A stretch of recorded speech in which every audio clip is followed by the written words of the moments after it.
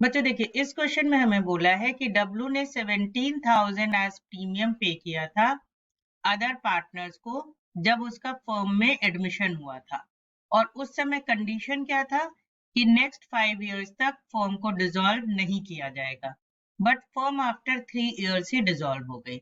अब डब्लू क्या कह रहा है कि उसका प्रीमियम उसे रिफंड किया जाए। हमें यहाँ पे बताना क्या है कि अमाउंट कैलकुलेट कैसे करेंगे अगर हमें रिफंड करना है तो, और ऐसी दो कंडीशन कौन सी होंगी जहां पे कोई क्लेम अराइज नहीं होगा।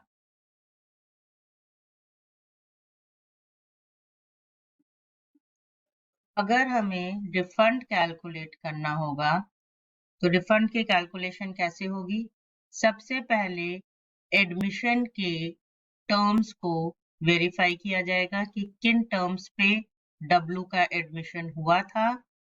देन आफ्टर क्या टाइम पीरियड एग्रीड था वो चेक किया जाएगा, यानी कितने टाइम पीरियड तक डिसोल्यूशन नहीं होने का डिसाइड हुआ था ये, एंड उसके बाद फिर time period expired.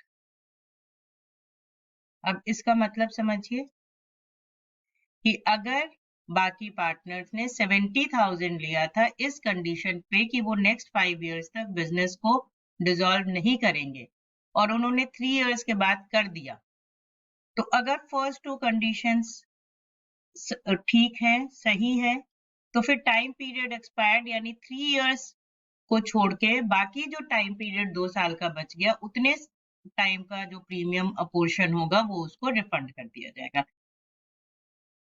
That means 70,000 multiplied by 2/5, 2 year जो पहले फर्म डिसॉल्व हो गया। अब सेकेंड पार्ट में हमें ये बताना है ऐसी दो कंडीशंस जहां पे कोई क्लेम अराइज नहीं होगा। तो no claim will arise if dissolution is due to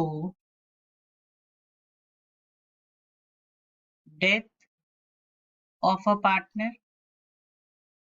क्योंकि डेथ जो है एक अनसर्टेन इवेंट है, इसको आप पहले से एग्रीमेंट या किसी भी तरह से फिक्स नहीं कर सकते, या फिर मिस कंडक्ट ऑफ डब्ल्यू, यानी डब्ल्यू ने ही कोई ऐसी गलती करी जिसकी वजह से फर्म को डिसॉल्व करना पड़ा। तो ये दो ऐसे कंडीशन है जहां पे कोई क्लेम अराइज नहीं होगा। So hope this is clear to you.